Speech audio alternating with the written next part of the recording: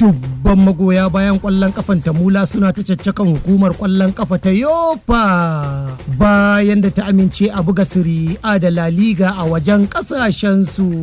Ranar Litinin Yofa ta tabbatar da cewa wasan Barcelona da Villarreal za a yi a birnin Miami Amurka a cikin Disamba. Haka kuma karawar Serie A tsakanin AC Milan da Como za a yi ne a Australia a farkon watan Afrilu.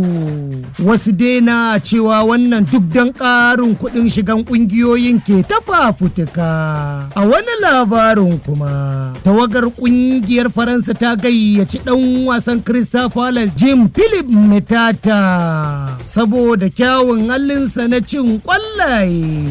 Matata ya ci ƙwallo 17 a bana a dukkan karawa da Crystal Palace ya taimaka mata da lashe kofin FA Cup babban kofi a shekara 164 a tarihi.